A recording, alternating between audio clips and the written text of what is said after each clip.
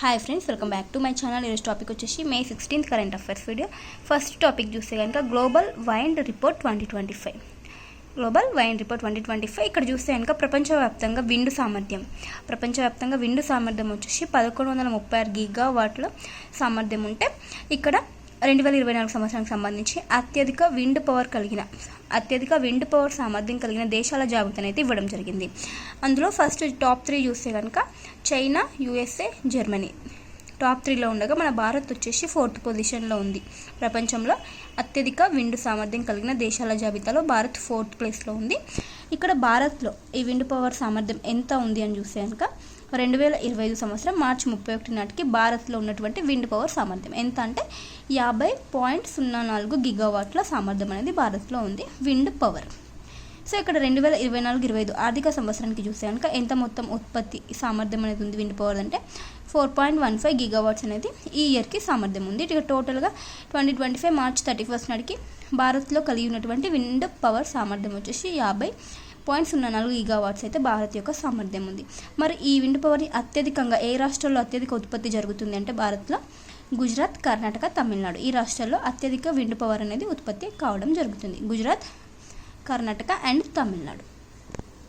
Next current affair, భారతదేశంలో ఈ waste అంటే ఎలక్ట్రానిక్స్ గ్యాడ్జెట్స్ అట్లాంటివి ఉంటాయి కదా, వాటి యొక్క వాడకం అయిపోయిన తర్వాత అది ఈ వేస్ట్గా మారుతుంది అనమాట. సో అలాంటి ఈ వేస్ట్ మన భారత్లో ఏ విధంగా ఉంది, ఎలక్ట్రానిక్ వేస్ట్కి సంబంధించిన సిచ్యువేషన్ భారత్లో ఎలా ఉందని చూసే కనుక గత 6 సంవత్సరాలలో దీని యొక్క ఈ వేస్ట్ అనేది 151%, 151% అనేది పెరుగుదల ఈ వేస్ట్కి సంబంధించి నమోదయ్యిందంట. 151% అనేది పెరుగుదల ఈ వేస్ట్కి సంబంధించి ఎలక్ట్రానిక్ ఉత్పత్తులకు సంబంధించిన వ్యర్థాలన్నమాట. ఇక్కడ చూస్తే 2023-24 సంవత్సరంలో ఎంత మొత్తంలో ఈ వేస్ట్ అనేది ఉత్పత్తి అయిందంటే 17.78 లక్షల మెట్రిక్ టన్నుల ఈ వేస్ట్ అనేది 2023-24 ఆర్థిక సంవత్సరంలో ఈ ఎలక్ట్రానిక్స్ వేస్ట్ అనేది ఉత్పత్తి అవ్వడం జరిగింది, వ్యర్థాలు. అయితే ఇక్కడ 2017-18 సంవత్సరంలో చూస్తే కనుక 7.08 లక్షల మెట్రిక్ టన్నులు 2017-18 సంవత్సరాలు ఉంటే 2023-24 సంవత్సరానికి ఇంత మొత్తంలో ఎలక్ట్రానిక్ వేస్ట్ అనేది ఉత్పత్తి అవ్వడం జరుగుతుంది. మరి ఈ వేస్ట్ ఉత్పత్తిలో ప్రపంచవ్యాప్తంగా ఈ వేస్ట్ ఉత్పత్తిలో భారత్ ఎన్నవ స్థానంలో ఉందంటే 5వ స్థానంలో ఉంది. ఫస్ట్ వచ్చేసి ప్రపంచంలో అత్యధికంగా ఈ వేస్ట్ని ఉత్పత్తి చేస్తున్న దేశాలు చూస్తే కనుక ఫస్ట్ ప్లేస్లో చైనా, సెకండ్ ప్లేస్లో అమెరికా, థర్డ్ ప్లేస్లో జపాన్, 4th ప్లేస్లో జర్మనీ ఉంది. మన భారత్ వచ్చేసి 5th పొజిషన్లో ఉంది. చైనాలో ఎక్కువగా ఈ వేస్ట్ అనేది ఉత్పత్తి చేయడం జరుగుతుంది.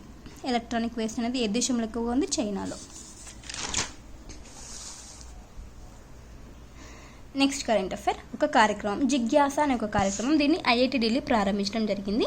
సో ఈ జిజ్ఞాస అంటే ఏంటంటే కామన్ ప్రజలు ఉంటారు కదా, సాధారణ ప్రజలు, వాళ్ళకి శాస్త్రజ్ఞానం పట్ల అవగాహన కల్పించాలి. అండ్ ఇప్పుడు ప్రయోగాలు చేస్తారు కదా, శాస్త్రవేత్తలు ప్రయోగాలు చేస్తారు కదా, వాటి గురించి ప్రయోగశాలలో ఏం జరుగుతుంది అలాంటి వాటిని సాధారణ ప్రజలకు కూడా వాళ్ళకి అర్థమయ్యే భాషలో తెలపాలనే దీని యొక్క ముఖ్య ఉద్దేశం. దాని పేరు వచ్చేసి జిజ్ఞాస అనే కార్యక్రమాన్ని IIT ఢిల్లీ వాళ్ళు ప్రారంభించడం జరిగింది. ఇక్కడ సాధారణ ప్రజలతో శాస్త్రజ్ఞానం మరియు ప్రయోగశాలలో జరుగుతున్నటువంటి పరిశోధనలను వాళ్ళకి అర్థమయ్యే రీతిలో చెప్పే ఒక కార్యక్రమం జిజ్ఞాస. Next current affair, archery world cup stage 2 2025. ఇది స్టేజ్ 2 ఎక్కడ జరిగింది అంటే వేదిక వచ్చేసి చైనాలోని షాంఘైలో ఈ ఆర్చరీ వరల్డ్ కప్ స్టేజ్ 2 అనేది జరిగింది. May 6 నుంచి 11th మధ్యలో ఈ కాంపిటీషన్ ఆర్చరీ వరల్డ్ కప్ అనేది జరిగిందనమాట. సో ఇక్కడ వచ్చేసి టాప్ స్థానంలో మొదటి స్థానంలో ఏ దేశం నిలిచిందంటే దక్షిణ కొరియా మొదటి స్థానంలో ఉంటే మన భారత్ 2వ స్థానంలో ఉంది. గుర్తుంచుకోండి, భారత్ 2వ స్థానంలో ఉంది. ఇక్కడ దక్షిణ కొరియాకి వచ్చేసి టోటల్గా 7 పథకాలు సాధించడం జరిగింది. అందులో 5 గోల్డ్, 2 సిల్వర్. మన భారత్ వచ్చేసి 2వ స్థానంలో ఉంది కదా. ఎన్ని పథకాలు అంటే భారత్ కూడా 7 పథకాలు సాధించడం జరిగింది. అందులో చూస్తే కనుక 2 గోల్డ్, 1 రజత్, సిల్వర్, 4 వచ్చేసి కాంస్య పథకాలను సాధించడం జరిగింది. సో ఇక్కడ వచ్చేసి ఎన్ని గోల్డ్ పథకాలు సాధించిన విధంగా ర్యాంక్ అనేది ఉంటుంది కాబట్టి ఫస్ట్ ప్లేస్లో దక్షిణ కొరియా ఉంది, సెకండ్ ప్లేస్లో మన భారత్ నిలవడం జరిగింది. నెక్స్ట్ కరెంట్ అఫైర్, ఒక బుక్ 1-2-3-4 ద ఫిట్నెస్ గైడ్. ఇది వచ్చేసి book name 1-2-3-4 the fitness guide అనే బుక్ నేమ్. సో దీన్ని రచించిన రచయిత ఎవరంటే బాసు శంకర్, దీన్ని రచించడం జరిగింది. నెక్స్ట్ కరెంట్ అఫైర్, తీస్తా ప్రహర్ సైనిక విన్యాసాలు. సో ఈ తీస్తా ప్రహర్ అనే సైనిక విన్యాసాలను భారత సైన్యం చేపట్టడం జరిగింది. ఎక్కడ జరిగింది అంటే తీస్తా ఫీల్డ్ ఫైరింగ్ రేంజ్లో జరిగింది పశ్చిమ బెంగాల్లోని తీస్తా ఫీల్డ్ ఫైరింగ్ రేంజ్లో ఈ తీస్తా ప్రహార్ అనే సైనిక విన్యాసాలను భారత సైన్యం చేపట్టింది. నెక్స్ట్ కరెంట్ అఫైర్, పోక్సో కేసులో ఏవైతే ఉంటాయో వాటి యొక్క సత్వర విచారణ కొరకు అంటే త్వరగా విచారణ చేయటం కొరకు కొన్ని ప్రత్యేక కోర్టులు ఏర్పాటు చేయాలని సుప్రీంకోర్టు కేంద్ర ప్రభుత్వానికి అండ్ రాష్ట్ర ప్రభుత్వాలకి సుప్రీంకోర్టు ఆదేశం ఇవ్వడం జరిగింది. పోక్సో కేసులోకి త్వరగా విచారణ చేపట్టి ఆ కేసులు పెండింగ్ ఏవైతే కేసులు ఉంటాయో వాటిని సాల్వ్ చేయాల్సిన దిశగా కొత్త ప్రత్యేక కోర్టులు అవసరమని సుప్రీంకోర్టు ఒక ఆదేశం అయితే కేంద్రానికి మరియు రాష్ట్ర ప్రభుత్వాలకు ఇవ్వడం జరిగిందనమాట. సో ఇక్కడ చూసాక 300కి పైగా పెండింగ్ కేసులు ఉన్న కారణంగా ఈ యొక్క ఆదేశాన్ని సుప్రీంకోర్టు ఇవ్వడం జరిగింది. సో ఇక్కడ పోక్సో యాక్ట్ చూస్తే కనుక 2012 ఈ యాక్ట్ వచ్చేసి లైంగిక నేరాల నుండి పిల్లలకు రక్షించే ఒక చట్టం. పోక్సో యాక్ట్ 2002లో ఈ చట్టం అమల్లోకి రావడం జరిగింది. సో ఇక్కడ వచ్చేసి 18 సంవత్సరాల కంటే తక్కువ వయసున్న బాలలపై జరుగుతున్నటువంటి లైంగిక నేరాలకి ఈ యాక్ట్ ప్రకారం వాళ్ళకి శిక్షలు అనేది విధించడం జరుగుతుంది. Next current affair, one belt one road అనే ఒక చైనా ఇనిషియేటివ్లో, ఇది చైనా ఒక ఇనిషియేటివ్, ఏ దేశానికి చెందింది? వన్ బెల్ట్ వన్ రోడ్ అనే ఒక ఇనిషియేటివ్ ఏ దేశం ప్రారంభించింది అంటే చైనా ప్రారంభించింది. సో ఇందులో వచ్చేసి కొలంబియా అనే దేశం జాయిన్ అవ్వడం జరిగింది ఈ one belt and one road అనే ఇనిషియేటివ్లో. సో ఇక్కడ అదేవిధంగా ఒక దేశం 2025 మార్చిలో పనామా అనే దేశం ఎగ్జిట్ అవ్వడం జరిగింది. ఇప్పుడు కొలంబియా వచ్చేసి రీసెంట్గా ఇందులో జాయిన్ అయింది వన్ బెల్ట్ వన్ రోడ్ అనే ఇనిషియేటివ్లో. సో ఇక్కడ వచ్చేసి భారత్ మరి సభ్యులుగా లేదు, భారత్ ఇందులో సభ్యత్వం లేదన్నమాట. సో ఇది వచ్చేసి గ్లోబల్ ఇన్ఫ్రాస్ట్రక్చర్ డెవలప్మెంట్ స్ట్రాటజీ అనమాట. ప్రపంచవ్యాప్తంగా ఇన్ఫ్రాస్ట్రక్చర్ని డెవలప్ చేస్తుందన్నమాట ఈ వన్ బెల్ట్ వన్ రోడ్ ఇనిషియేటివ్లో భాగంగా. సో దీన్ని చైనా వచ్చేసి 2013లో దీన్ని తీసుకురావడం జరిగింది వన్ బెల్ట్ వన్ రోడ్ అనే ఇనిషియేటివ్ని. Next current affair, national dengue day ఏ రోజున జరుపుకుంటామంటే May 16th జరుపుకుంటాము. May 16th national dengue day. So ఇక్కడ థీమ్ చూస్తే కనుక 2025కి థీమ్ చూస్తే కనుక act early, stop dengue, clean environment, healthy life వచ్చేసి 2025 ఇయర్కి గాను థీమ్. సో ఇక్కడ డెంగ్యూ అనే వ్యాధి వచ్చేసి ఎడిస్ ఎజిప్ట్ అనే ఆడదోమ కారణంగా ఈ వ్యాధి అనేది సోకుతుంది, డెంగ్యూ వ్యాధి.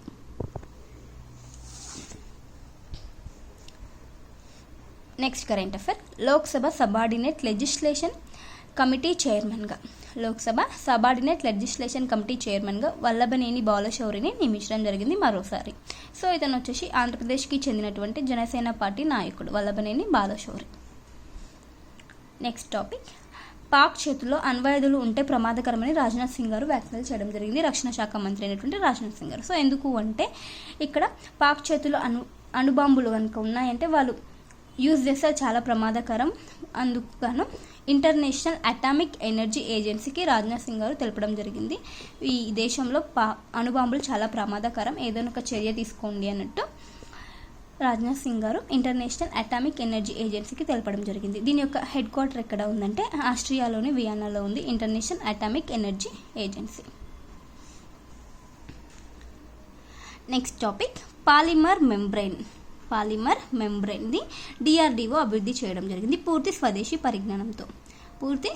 పరిజ్ఞానంతో ఈ పాలిమర్ మెంబ్రెయిన్ని డిఆర్డిఓ అభివృద్ధి చేయడం జరిగింది. సో ఇక్కడ ఏంటంటే ఇది వచ్చేసి ఈ పాలిమర్ మెంబ్రెయిన్ వచ్చేసి దేని కొరకు దీన్ని యూజ్ చేస్తారంటే సముద్ర జలాన్ని శుద్ధి చేసి తాగడానికి యూజ్ అయ్యేటట్టు ఈ పాలిమర్ మెంబ్రెయిన్ అనేది చేయడం జరుగుతుందంట. సముద్ర జలాన్ని శుద్ధి చేస్తుందంట. ఆ ప్రక్రియ వచ్చేసి డీసాలినేషన్ చేయడం జరుగుతుందంట ఈ పాలిమర్ మెంబ్రెయిన్ని యూజ్ చేసి.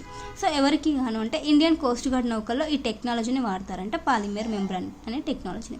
సో దీన్ని ఎవరు అభివృద్ధి చేశారంటే డిఆర్డిఓ అభివృద్ధి చేయడం జరిగింది పూర్తి స్వదేశీ పరిజ్ఞానంతో. సముద్ర జలాన్ని శుద్ధి చేస్తుంది.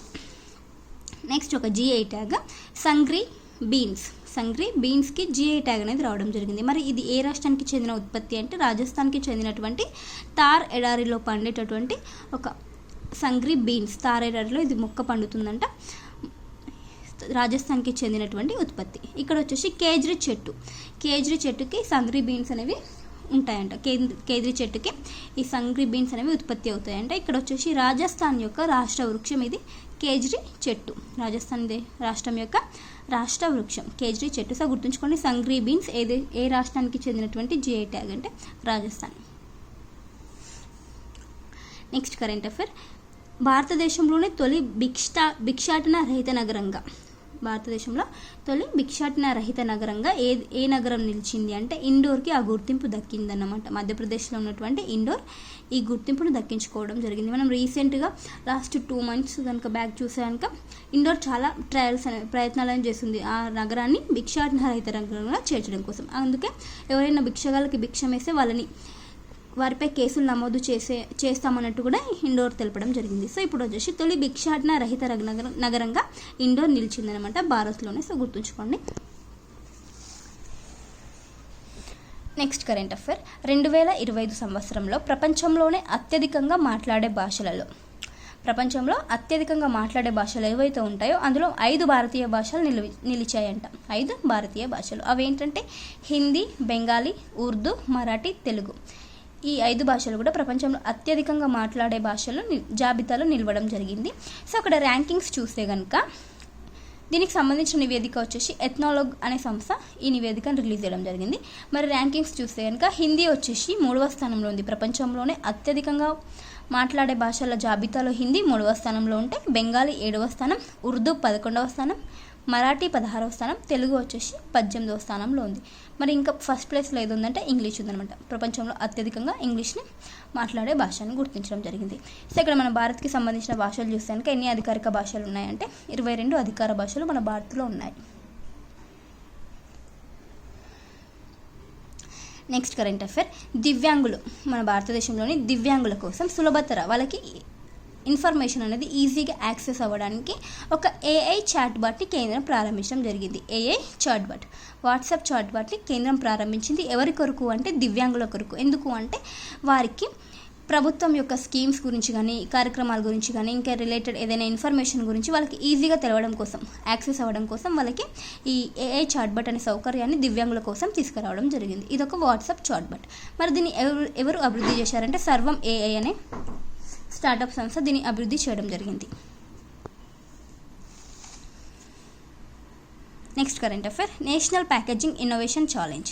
నేషనల్ ప్యాకేజింగ్ ఇన్నోవేషన్ అనే ఛాలెంజ్ని ఇండియన్ ఇన్స్టిట్యూట్ ఆఫ్ ప్యాకేజింగ్ అనే అంకుర సంస్థలు ఈ ఛాలెంజ్ని ప్రారంభించడం జరిగింది. ఆత్మ నిర్భర్ భారత్కు అనుగుణంగా ఈ నేషనల్ ప్యాకేజింగ్ ఇన్నోవేషన్ అనే ఛాలెంజ్ని ఈ సంస్థలు ప్రారంభించాయి. సో ఇవన్నీ ఫ్రెండ్స్ ఇటువంటి ఇంపార్టెంట్ కరెంట్ అఫైర్స్. వీడియో నచ్చితే ప్లీజ్ లైక్ చేయండి, షేర్ చేయండి, అలాగే సబ్స్క్రైబ్ చేసుకోవడం మాత్రం అసలు మర్చిపోద్దు. Thank you for watching. Bye by.